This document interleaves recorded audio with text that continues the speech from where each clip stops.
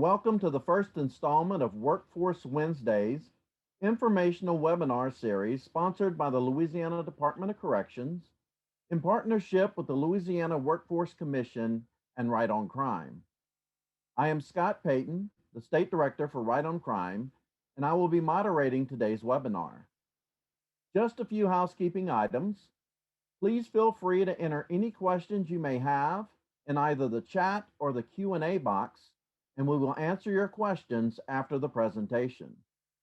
You will also find links to upcoming webinars in the chat box. Before we get started with our presentation on the job training, we will view a pre-recorded video message from the Secretary of the Department of Corrections, Mr. James M. LeBlanc.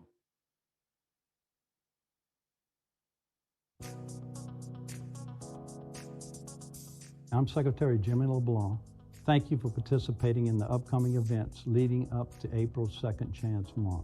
We have many planned events that are coming up. Also, thank you all for the work being done specifically around bridging gaps and barriers to post-release employment that has already been in the works. The work around second chances and destigmatizing post-release employment will not happen overnight. We are doing all we can to erase this stigma, including partnering with our community members and with the Louisiana Workforce Commission. The workforce coming out of the DOC is highly trained and ready to work. We offer more than 130 stackable industry-based credentials such as construction, welding, culinary arts, automotive, ServSafe, horticulture, and many, many more. We also offer soft skills training and life skills training, which is so important to you guys. Ultimately, rehabilitation is a decision that has to be made every single day by individuals re-entering back to their friends, families, and communities. However, the support we provide as community partners makes that decision so much easier. And thank you guys for everything that you're doing in our communities and our workforce portals and all the things that are going on in our communities. We really appreciate it, and everyone is working hard to make our state a better place to live.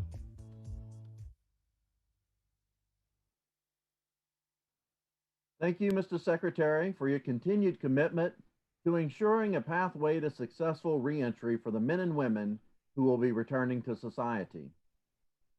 I'm excited to introduce today's session, which aims to provide a better understanding of on-the-job training and how businesses can tap into this pipeline of qualified workers at no cost.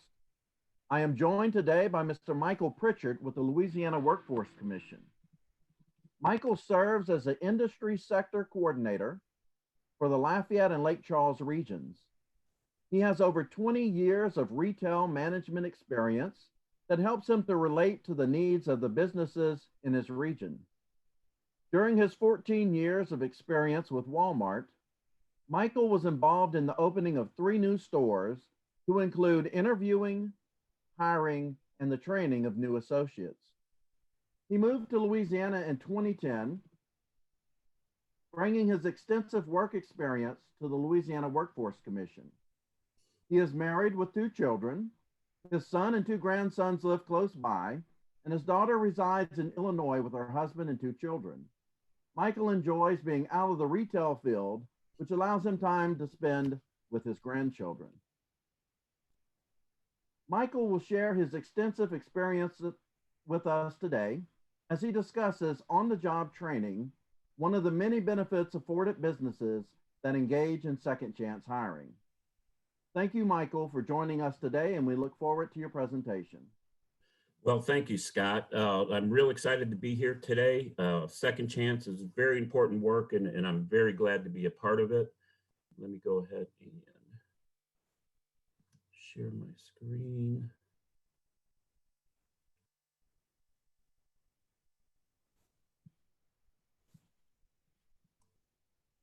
Okay, so I'm here today to answer the question, how can you create a pipeline of qualified workers without paying a cent? Simply, it's about using all of our services and programs that we offer at no cost. You can post jobs on our website, laworks.net. You can search for resumes. You can hold hiring events at our offices, all at no cost. We will also assist you in a hiring event at your site if you so wish. You can also add questions to your postings and when you post your job to assist in getting better qualified applicants. Does not cost you anything to do, unlike some other websites. Our programs are designed to reimburse you for training costs or to help with tax incentives to hire and train at your place of employment. Today, I'm going to cover the on-the-job training program, OJT. What is the OJT program? Most new hires don't have 100% of the skills necessary to fully be productive when hired. Through on-the-job training program, the local workforce system can reimburse the employer a portion of an eligible trainee's wages while they learn the occupational skills they need to be successful. The employer can find an employee on their own or work with the local American Job Center to have qualified applicants referred. The employer makes a decision on who they want to hire and train. The purpose of the funding is to reimburse the costs associated with training a person that does not possess all the skills needed to perform that job on day one. The goal is to ensure the business has a fully trained employee and the employee has gained the skill necessary to be successful in a full-time, long-term position. The financial benefit: reimbursement to the employer of up to 50% of the wages for the OJT new hire. Contracts average approximately $6,000 per trainee statewide, but vary from area to area depending on local policies. Contracts are typically capped between $4,000 and $10,000. Contracts are also based off of where the potential employee lives. This is a pre-hire program and the candidates must be pre-qualified. The training takes place while the employees are working at your location. Employers receive reimbursement up to 50% of the employee, prerequisites for employers for OJT. You need to have a federal tax ID. You need to have a Louisiana UI account and it needs to be current. Contractual agreement with the local American Job Center. Full-time position that meets local prevailing wages upon training completion. You cannot displace another full-time employee to have this person come in on OJT. You have to have a workers' comp and a liability insurance certificate. And we also need a written job description of the job that you're going to be hiring for.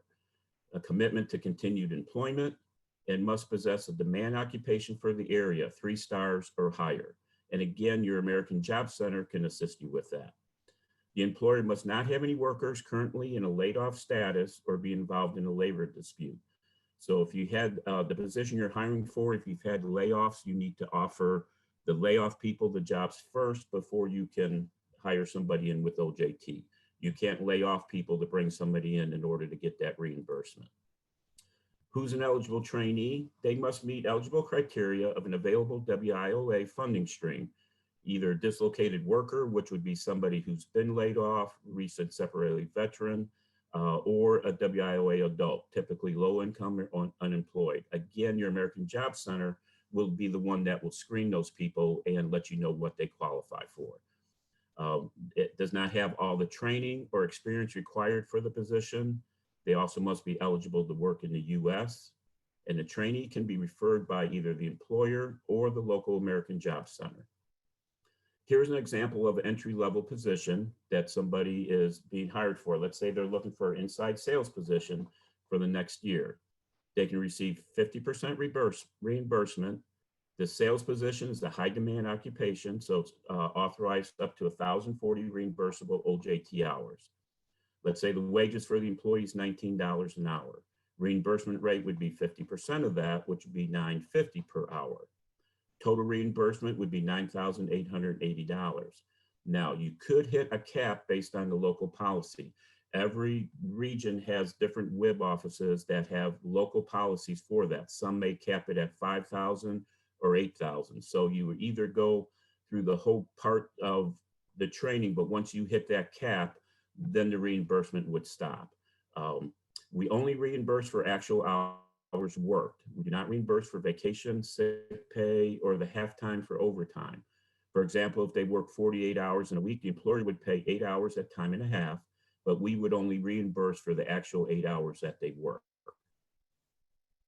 Another example, if somebody has some experience, let's say they have, you're hiring a carpenter that has 14 months prior experience.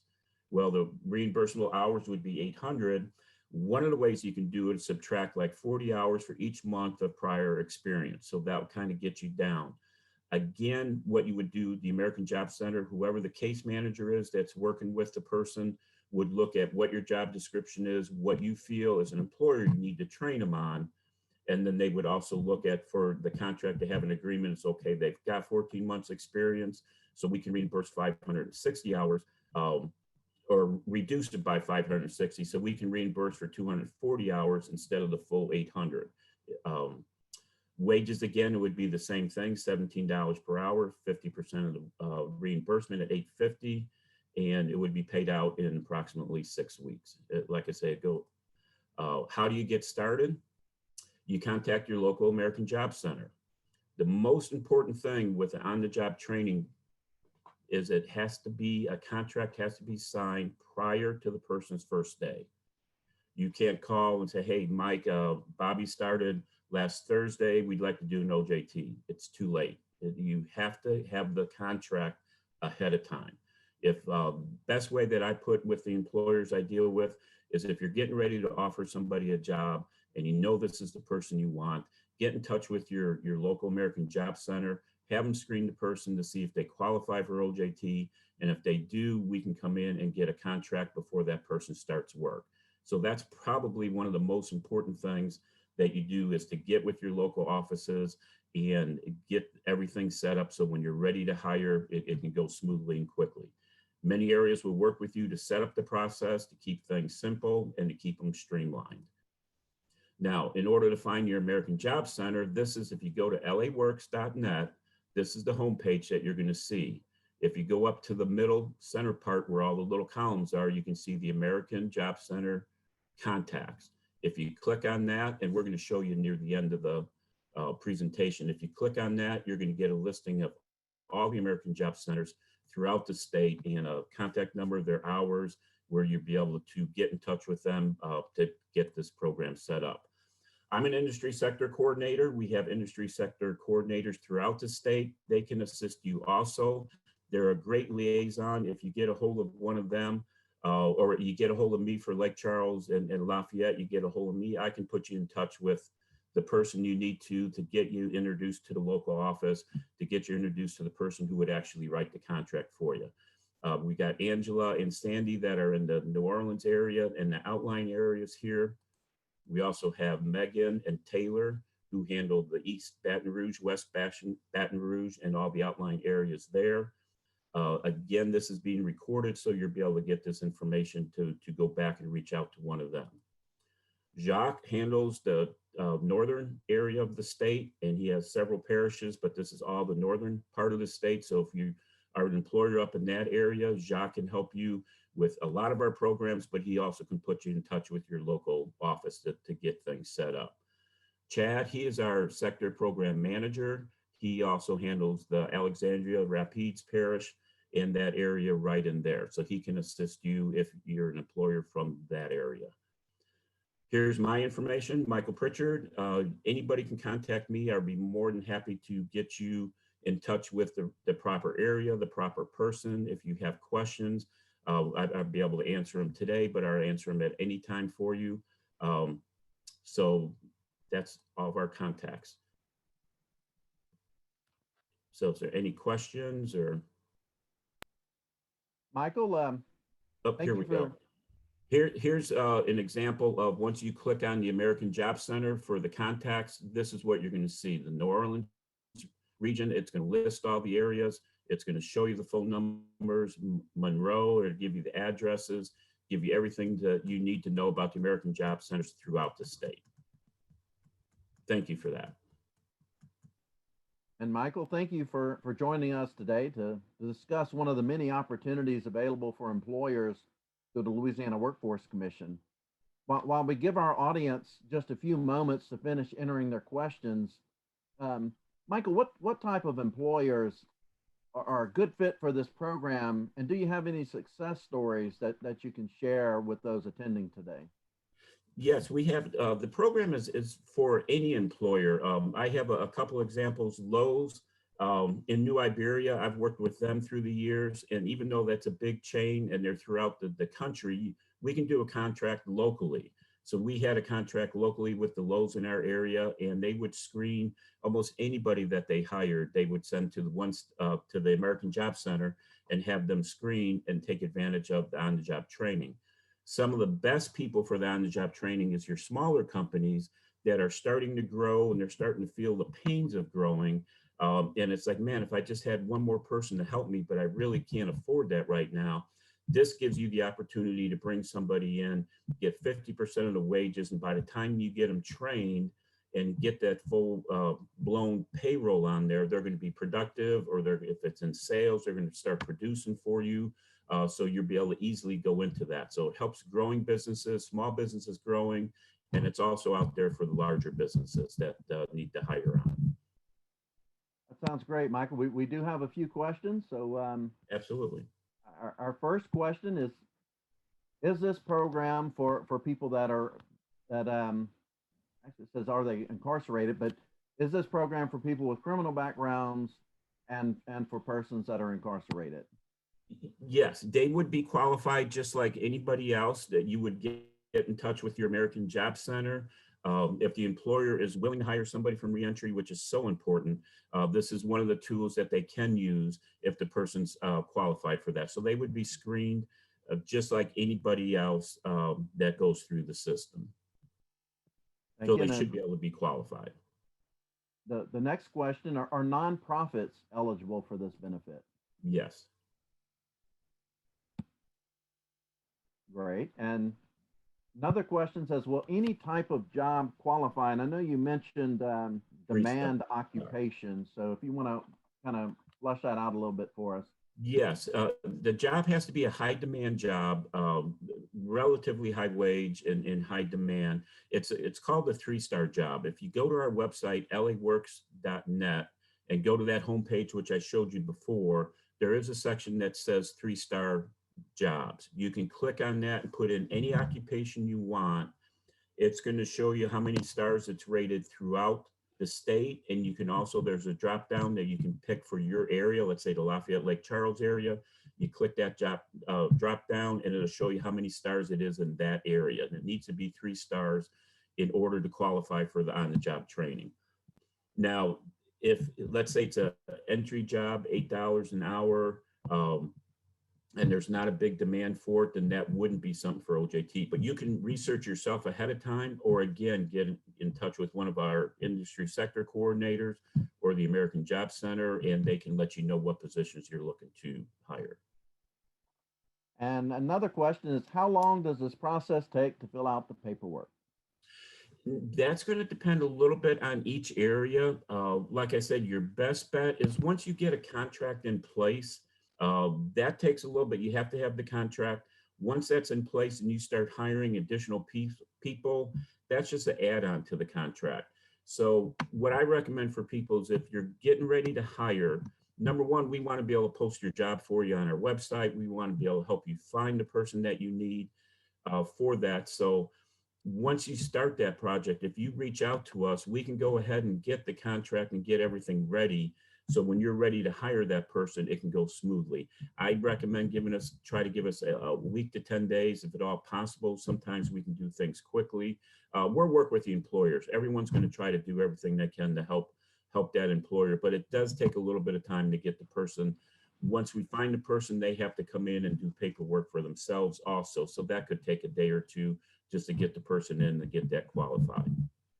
Okay, thank you, Michael. The next question, is there a list of participating employers that can be shared with releasing offenders that are seeking employment?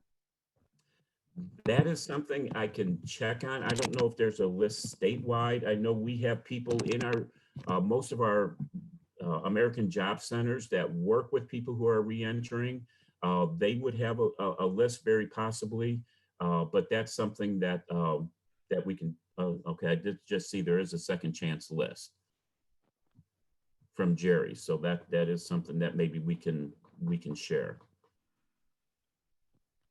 Okay, and Another question, looks like I may have skipped this one. Is there a limit to the number of employees that a person can put on the OJT program? More than likely, yes. And that depends on the area. Again, get with your industry sector coordinator and they can get with the American Job Center. In our area right now, Region 4, there is a limit of 5 per fiscal year. Other areas have unlimited amounts. Some areas may limit it higher. So it really depends on the area and the WIB and what kind of policies they have in that particular area. So that is something you would need to check on. Another question, Michael, is how was the 800 training hours determined that was mentioned in your second example?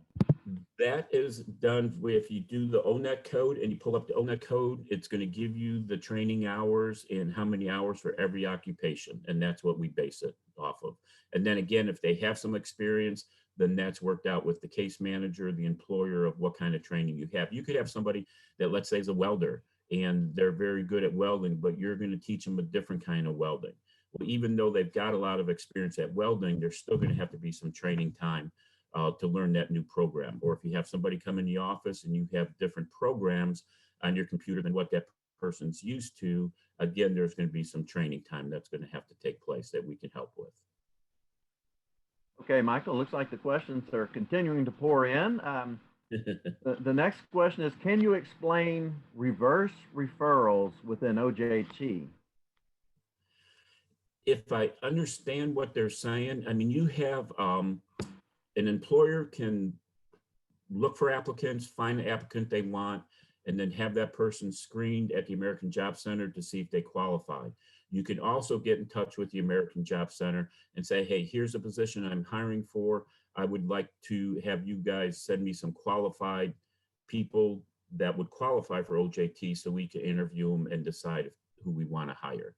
So if that's what they mean by the reverse, that would be where we can assist with that.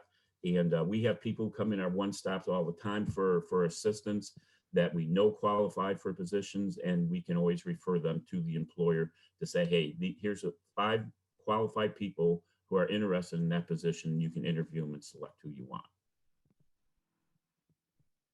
Thank you, Michael. I don't see any other questions. If we'll give just a few more moments if anybody has a last-minute question, or if that answered your question, Nikki, about the reverse referrals, we can get additional clarification if you need.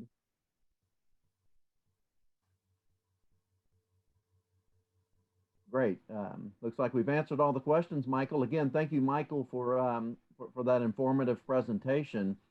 Today's session is the first part of our 4-part webinar series to educate employers on the benefits of hiring quality candidates with criminal records.